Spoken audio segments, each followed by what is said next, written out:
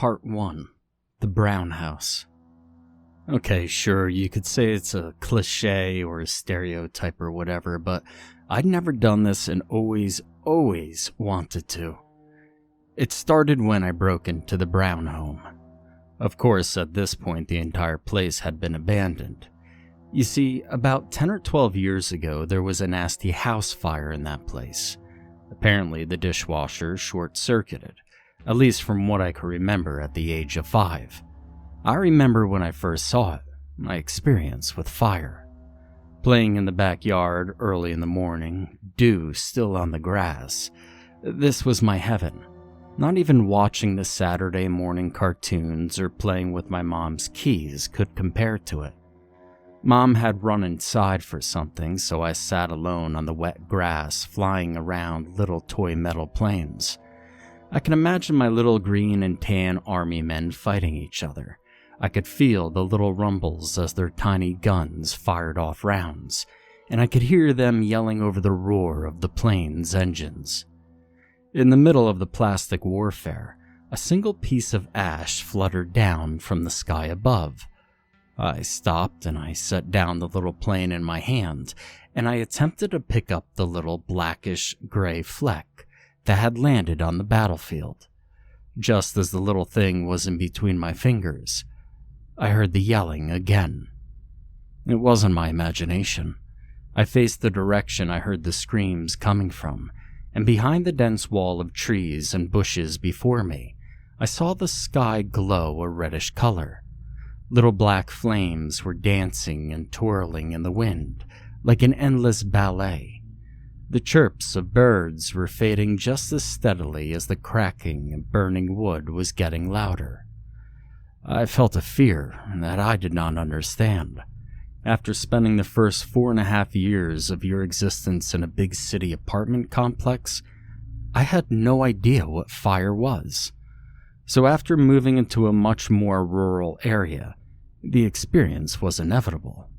The smell of heat and flame reached my nose with a tingling swarm of fear. The air around me started to get warmer. That reddish glow evolved into a bright red massacre of color. All the dancing ash formed a black void in the sky, like a thunder cloud hanging too low. The yelling turned to a persistent scream, and I heard the wailing of sirens in the distance. I ran inside as fast as I could. I didn't understand why I reacted to it so greatly, but now I know of our natural instinctive fear to fire. Mother was upstairs still searching for whatever she was searching for, and by the time I had gotten all the way up the stairs, tears had begun to roll down my cheeks. I didn't know what that was, or why it was there, but I wanted away from it as fast as possible. That fire killed 4 people. Our neighbors, the Ariks, were all burned alive in the massive fire. Sandy, the wife, found in the bathroom charred to brick bits. Their daughters, Luna and Lizzie, were found with melted skin and could only be identified by dental records. Brian, the husband, he went out a little differently. See, Brian was found charred and burnt, but not quite as badly. His eyes were surprisingly untouched, still a bright gleaming green. A lot of his hair was burned, but it wasn't gone, and you could still see a tinge of blonde in it. This was all merely a part of the strange death of Brian Arik. The truly baffling part of the case was where he was found.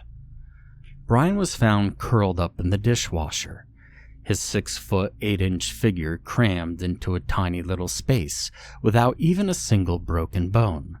His eyes open and bright, his hair long and charred gold, and his lips peeled back into a long, charred grin. Of course, foul play was expected. However, not a single tool that could light a fire was found within 100 feet of the dishwasher, and not a single thing in Brian's pockets. Only because the source of the flame appeared to be from behind the dishwasher. It was deemed a short circuit. We missed the Ariks very much after they were gone. I hadn't really known them, but my mom always went on about how they were so nice and kind-hearted and quiet and never bothered anyone. Really, everyone in the whole neighborhood envied and admired them. Men were jealous of their perfectly sculpted lawn. Women would pass by in awe at the most beautiful shade of orange paint covering their home. Everyone, really, were friends with them. Now, 11 years on a Saturday night filled with boredom and too much energy led me to rationalize doing something I'd always wanted to do. You guessed it. I wanted to break into that old abandoned house. After a good hour or two aboard scrolling through the internet, I decided to do it. Before committing a crime, however, I had to prepare myself. After logging off the laptop, I took my phone from the charger and dug through the garage for my family's flashlight. Once I had made sure I had everything I would need, I headed through the kitchen to the front door. As I passed through, I caught the little whiteboard on the fridge with the note Mother left me written in black ink. I'm going out to the casino with Gina and Jenny tonight. I should be back around noon tomorrow. There's food in the fridge and plenty of television to be watched. Stay out of trouble and don't call any strippers. Love, Mom, it read. I sighed a little and stopped to read it over once or twice. Should I do it? What if I got caught? Or worse, what if I got hurt and had to call an ambulance? Thoughts of different horrible scenarios ran through my head for a brief moment, and I nearly stopped myself. Nearly. Almost running, I quickly went out into the front yard and ran over to the Brown house. The Arek's home is called the Brown House now for a good reason. The fire charred the beautifully orange paint a sickly brown. The unkempt lawn was dried to a dead yellow-brown, and the soot left on the windows that didn't blow out were tinted a dark black-brown. Truly, the entire house was a sickening display of how a fire could change things so quickly. Staring out the house more, a feeling sort of overtook me. It's like an attraction, as if the house was magnetizing me. Suddenly, I realized that this was a very familiar feeling, wanting to see the place after that fire. Every late night in bed when I had those reoccurring nightmares and couldn't sleep, I got this feeling, this tingling in my chest. At school, when there was a particularly boring subject, this drawing sensation snuck its way into me. But this was much stronger. I got an idea. Now, I knew something was off about this place. Something wasn't right about the blaze. After 10 years, I finally understood that I had always known that it wasn't right. The more I walked towards the Brown house, that attraction got more and more intense. A knot started to ball up in my stomach, and I felt adrenaline surge through me. It was evading me, this feeling, and I hated it. It was too much. It hurt. My eyes snapped shut as I grimaced at this feeling coursing through me. Running through my veins, it searched my mind. It took my thoughts, looked through my memories. This feeling violated my absolute privacy of my mind. I wanted to scream, to curl up into a ball and yell and cry until it went away. I wanted so badly to die. My hand felt cold and the feeling immediately rushed away. I slowly opened my eyes and saw my hand grasping the knob to the door of the house. My legs started to feel like jelly. I knew that I hadn't moved a single step. And slowly, I loosened my grip on the knob, and I took a step back. What the hell just happened? That wasn't possible. It couldn't have happened. I hadn't moved a muscle, but my eyelids snapped shut. Something was horrifically unsettling here, and I had to find out what. I reached into my pocket to grab my phone and check the time. The familiar harsh white light of the LED display came on, and big bold letters read out, 10:23 p.m. It's time to get to work. Knowing that the front door would be locked, I went around to the back of the house. The Areks never had a fence, so I was lucky to not have to waste my time climbing one. I went around to try first and open the back door, grasping the knob and ignoring that lingering feeling in my gut. I tried turning the knob. Locked. Maybe that meant I wouldn't have to go into the place. Maybe I just should head home, sleep, and forget about it. Maybe I could just live my life and never come back to it. Maybe that horrible feeling would leave me. Maybe. Just maybe. But I had to know what was going on here. I stopped to think for a moment. How could I possibly get into this building? The doors were locked, and trying to break them in would be far too loud and obvious. Breaking a window would, as well, be noisy and likely to get me caught. Unless, of course, I broke in a cracked window. The people that might later come by to look at it could think that this cracked window finally broke. That would work, or at least it would have to. Inspecting all the windows at the front and the back, I found the far left ground floor window looked the most cracked, so after checking around to make sure nobody was nearby, I busted in the window with the base of my flashlight. Then, avoiding all broken glass, climbed into the window. I fell into the room and tried to land as silently as possible. The place was abandoned, but it was still breaking and entering, and I felt I had to be sneaky.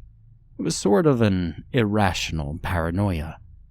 I grabbed the phone out of my pocket to check the time, and the clock read 10:26 p.m., so I had plenty of time.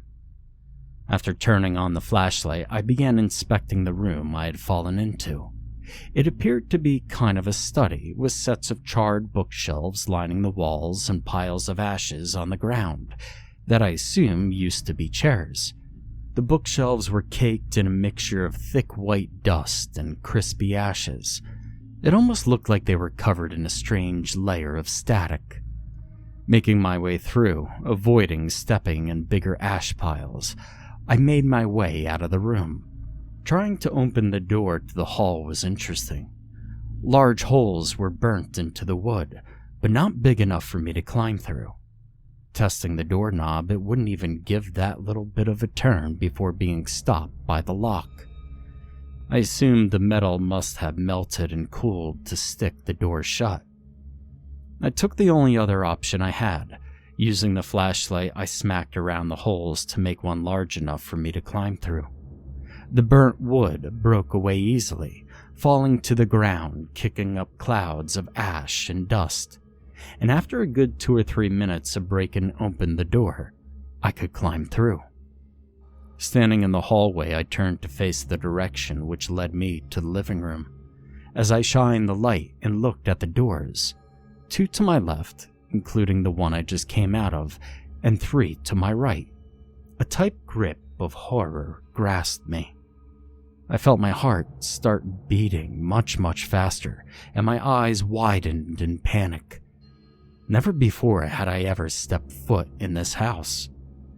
A feeling of unreality settled into my stomach as I recognized that this is where my reoccurring nightmares always began. And that magnetic attraction hit me again. This place didn't want me thinking of leaving at all.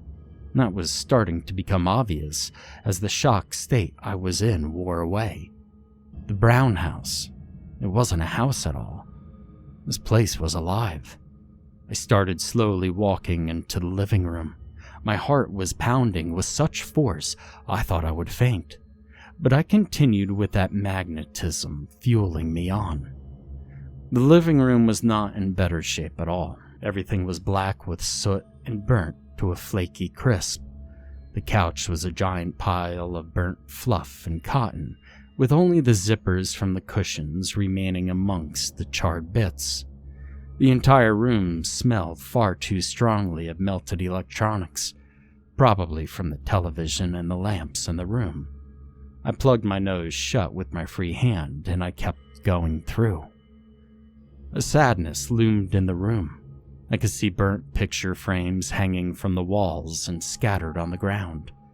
Those frames might have held baby pictures, family vacation photos, pictures their kids drew in kindergarten and first grade, wedding photos, hell, who knows? I tried to keep my mind away from those thoughts as much as possible, and I continued through the home and looked at everything around me. The fireplace seemed rather untouched by the fire, and I almost smiled a little. The irony, I thought to myself. I gave another look around the room and I saw a bigger archway without a door that led out of the living room. I walked towards it and wondered where it might go. Maybe it was the staircase. Maybe it led to another hall. Who knows? Just might turn into the kitchen. My heart skipped a beat as I looked in, not from shock or fear, but something else. Something illogical, unsettling, and horrific all at once. I felt my stomach turn over, and for a brief moment, I thought I would vomit. The magnetism flooded me again, and I grabbed my head, trying to make it stop. The counters were burnt to piles of ash, not a single intact board to be seen. The sink was black and burnt, barely being held up by the water pipes, which were black as coal. All the cabinets were charred, with some of the supports sticking out of the ceiling and walls like gnarled teeth. Some of the gold-colored handles from the drawers and cabinets lay on the ground. The refrigerator, charred and dark gray, looked like it used to be white. Plastic from the outside had melted and fused the door shut, so there was no point in trying to open it. The microwave and toaster and coffee maker were all the same, melted everywhere with some of the glass still intact. Directly across from, at the opposite end of the room, the walls got darker. The color went from a sick burnt black to a purely pitch black with holes in the wall. It all darkened around this point, which seemed to make it almost glow in color. But on the opposite wall sat a perfectly gleaming white, entirely untouched GE dishwasher in perfect condition. My stomach gave and I finally vomited, the rancid taste of bile flooding my mouth and mixing with the hell of the sensation coursing through me. Tears streamed down my cheeks, and the feeling started to scream inside of me. I would have screamed at the top of my lungs if my throat weren't busy with something else. And then all of a sudden, I collapsed onto the floor and I blacked out. And the last thing I could remember hearing was a faint, cracking sound. Part 2. Deady. My eyes drearily slid open to see darkness. A horrific taste lingered in my mouth, and my head felt as if it might explode at any moment. Slowly, over a long period of I don't know how long, the memories came back to me. I remembered fainting and immediately panicked to grab my phone out of my pocket. I struggled to move my arms. They wouldn't budge. I tried, but they wouldn't move. Neither would my feet, and a strange feeling was around my wrists and ankles. This texture was familiar, but I couldn't remember from where. My ankles and wrists were tied down by fishing line. I started shaking around, trying with desperation to break free. My heart was pounding again, and I could only draw in short, panicked breaths. All that filled my mind was the need to escape, and I imagine now that's how an animal caught in a trap must feel. That's all I was, an animal in a trap. I drew in a long breath, and at the top of my lungs I screamed, "Help!" My voice echoed through the empty blackness. Nothing was in there. I was alone, and I prayed to God that someone could hear me. Anyone. Please, anyone. I was done with this place. My mind started insulting itself for not turning back when I had the chance, for not running when I knew it was something horribly wrong with this place. And then a low, hollow chuckle rang through the room next to me. My heart skipped a beat, and I froze. The chuckling persisted as the ground below me slowly rose up until I was in a perfectly vertical position, locked in place by the line holding down my arms and legs. The chuckling grew. It slowly evolved from a little giggle to a quiet laugh to a loud, hysterical laughter. Tears started to stream down my face again. What time was it? Would anybody come for me? Or was it too late? A blinding white light filled the room around me. It hurt my eyes and I clamped them shut. That magnetism that I was speaking about was gone now, entirely wiped out by the sense of fear. I couldn't decide whether that was better or worse. My eyes adjusted to the light and I tried to see what was around me. The room was a pure, untouched white. It looked like it was a doctor's lab coat, perfectly clean. A surgical table was a few feet in front of me, with a bloody scalpel and sewing needles sitting in a little dish. I looked to my sides and I saw I was tied down to a surgical table. Footsteps resonated from behind me. Slow, heavy, deliberate footsteps, and from my left side came a man in a white lab coat. The coat lightly tinged with the color of blood. Both of the man's hands were grasping each other behind his back, with bloody blue latex gloves covering them. Most distinctively, his hair was a long, darkly singed blonde. The man's face slowly turned to look at me. His piercing green eyes shined brightly as they met mine. His burnt lips were peeled back into a wide, horrific grin, showing disgusting yellow teeth. Brian Ulrich looked at me in the eye, and he laughed like someone who just heard the funniest joke in their life. "What do we have here?" Brian's voice was horrific. It sounded like a mix of someone who had just run a mile and was out of breath, combined with someone who was halfway through losing their voice. The sound came out perfectly clear and loud, despite his badly burnt body. "You?" My voice felt distant, like I wasn't the one speaking. "You're Brian, aren't you?"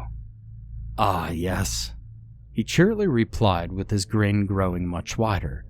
"At least I was called that. It's been so long I almost forgot, and I've called myself many things since then. I could name a whole list of them. Buck, Duck, Doc, Darlene, Jackson." Brian continued off on a rant of different names as he turned toward the supply table. He ducked down, grabbing a black briefcase with 2 gold combo locks. Very slowly, he rotated each little dial, unlocking the locks with deliberate sluggishness. Painstakingly, he lifted the lid up. "Popper, flopper, loppy, poppy," he continued on, slowly reaching into the briefcase. A burnt, nailless finger unzipped the small compartment in the lid. He reached into it, turning his gaze to meet mine, and dug around for a brief moment. A bright look of satisfaction came onto his face as his hands pulled out a syringe with a paper stopper against the needle. "Surgeon, Sarge, Sully, Mully." The little paper bit was torn off by Brian's gnarled teeth. He inspected the tip to make sure it wasn't bent, and his gaze turned to meet mine again for a second before setting the syringe on the table by him. His hand tore open a Velcro buckle and grabbed a tiny bottle filled with a clear liquid. Daisy, Deady, Daddy, Deady. He finished his rant and looked me in the eye, holding the bottle up so that I could see it clearly. Anticipation gleamed in his eyes as he stood there staring at me, holding the little bottle. And slowly, almost not moving at all, his hand turned the bottle clockwise. I could see a counter on the side going from 10 mg to 150 mg in 10 milligram increments. "Do you know what this is?" he asked with a humor in his voice. I tried to reply, but my voice was too shaky with fear. "I don't." "Aw, come on," he yelled at me as his face contorted to look up of pure contempt and rage. "But you're the dumbass who thought it would be such a great idea to break into my house. Obviously, you're a goddamn genius." My eyes were so wide it started to hurt, and I was frozen and couldn't speak one bit. Brian's face froze, glaring at me. And after what felt like an hour, his face slowly relaxed back into a grin again. He let out a long sigh and shook the bottle a little. "Morphine," he almost chuckled out. He sounded like he would break out into a hysterical laugh at any moment.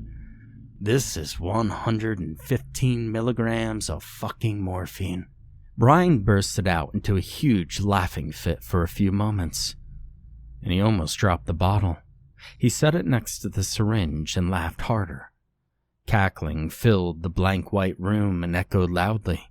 Tears started welling up in his eyes, and he hunched over with laughter. Briefly, his head tilted up and stared at my eyes for a mere second. His laughter stopped dead. He snatched the bottle from the table and quickly wrapped his other hand around my throat. The glare returned, and he leaned towards my face until I could smell his rancid breath coming off of him. Those green eyes had that same angered look again, and he shoved the bottle a mere inch from my face. 145 fucking milligrams. He screamed into my face, spit flying from his mouth into my eyes. "That's enough to kill a fucking horse. Do you understand me? This is what happens when you break into my perfect house." Slowly, his grip let go, and he leaned back out. Without saying another word, he turned around and grabbed the syringe. The little stainless steel cap of the bottle was roughly unscrewed, and he threw the cap as hard as he could against the wall in front of him. Brian rammed the needle into the bottle's liquid and hastily sucked it up the syringe. The bottle, now empty, Brian chucked as hard as he could against the table I was tied to. It exploded only a few inches to the right of my face, and I had to turn away and clamp my eyelids shut to keep from getting hurt. I felt a small piece of glass bounce off the back of my head, but luckily I wasn't cut. I opened my eyes and turned to look at Brian. He was just grabbing a bottle of alcohol out of the briefcase. Back turned to me. I started wiggling my wrist around as quietly as I could to see if I could escape. The fishing line around my left wrist started to loosen just a little bit when Brian turned back around. He had a little white cloth with alcohol dabbed on it and gently patted it against my upper left arm. His gaze never turned up to meet mine, and his face was blank. My arms started to feel cold as the alcohol started soaking into my skin. A tinge of fear and hopelessness ran through my entire body. This was how I was going to die, at the age of 15, because I was curious of what happened in this place. That natural attraction, it would be the death of me.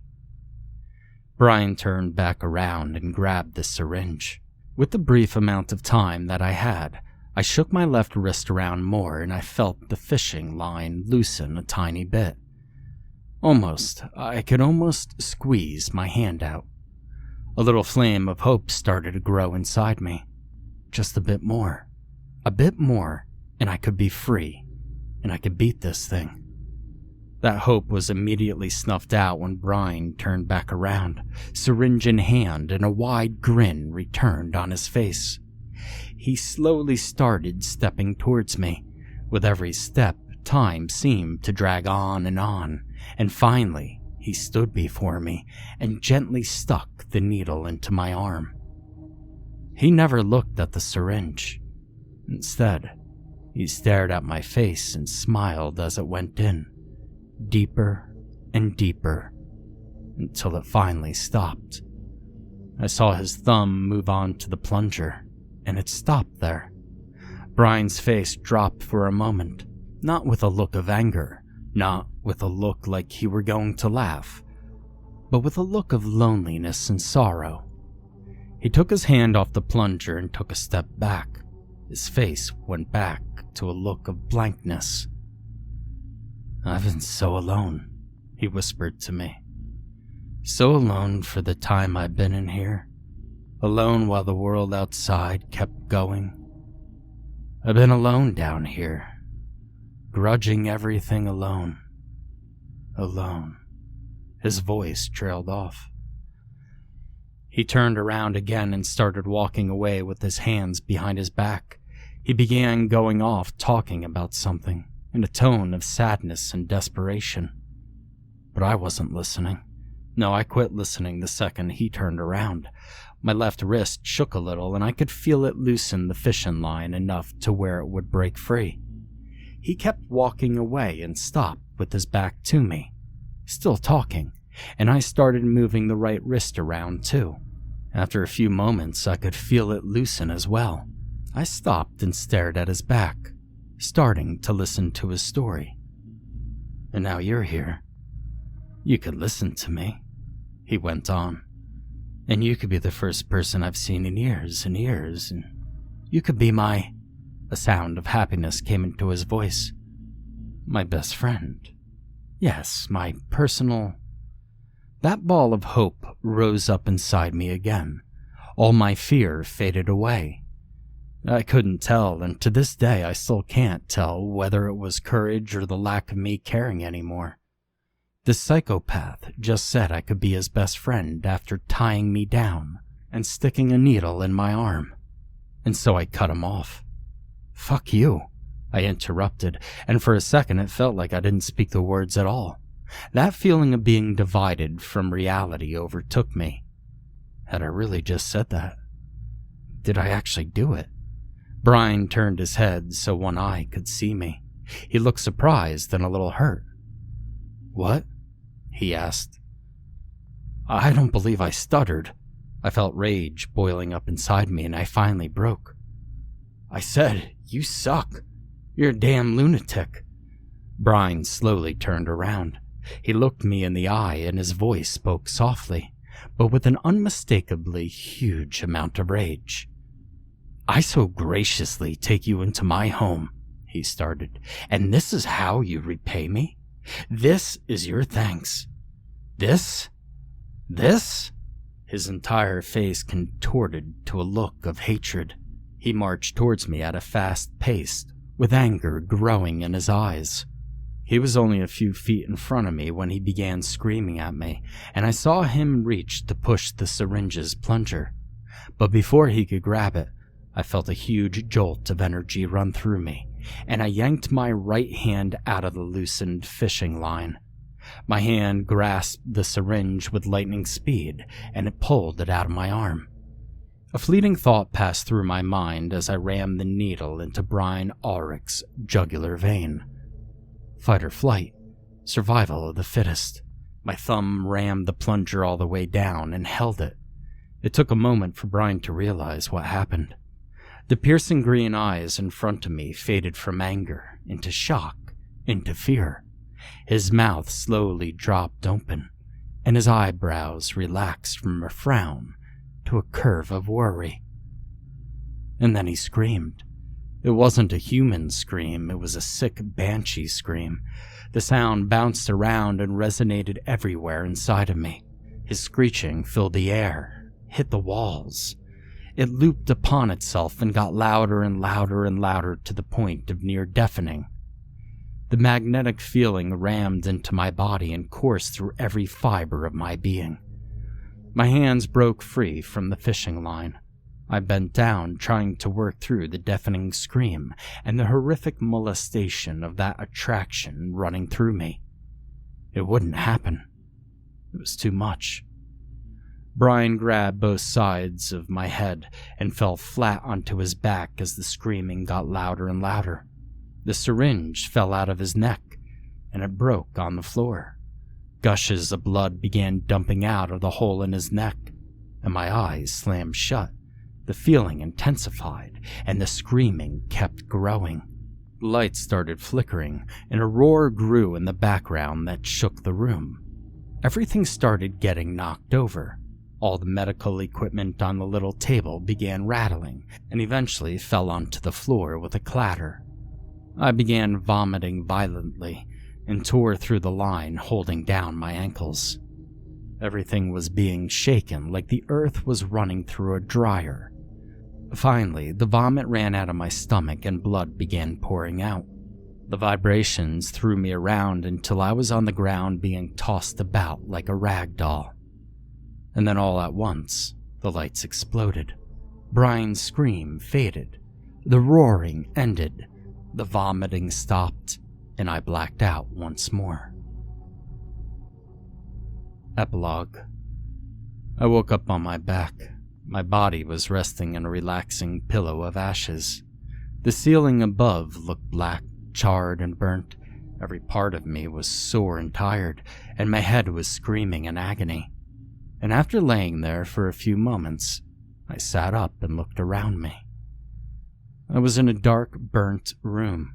The walls were dark black and the ground littered with ashes. On the opposite wall, I could see two dark forms, but otherwise the room was entirely empty. To the right of me, I saw my flashlight. Quickly grabbing it, I flipped the power switch, but nothing happened, and after a few moments, I could make out the glass and the bulbs were shattered. I wonder if they broke when I fell over in the kitchen, I said aloud to myself. It felt good to hear my voice, even if it was just scratchy and tired. I reached into my pocket to grab my phone, and without looking at it, I turned it on to use it for light. Immediately, a ceramic mug was illuminated on the opposite wall. Gathering a bit of energy, I got up and I crawled towards it. The first thing I noticed was that it was very deformed and melted. Green and pink ink were scrawled on it, and it looked like it was drawn by a little girl. After a few moments, it dawned on me that this was a gift mug, one of the kind you could get at almost any arts and crafts store, and it was meant for kids to draw on and give as gifts. I picked up the melted mug and turned it around. There were 3 bold words drawn in red ink on the opposite side. I love Daddy, it read, but the melted mug distorted the look of it. One letter was changed, ever so slightly. The D in the middle of Daddy had its top bit melted off. Deady. I dropped the mug and was on my feet in an instant.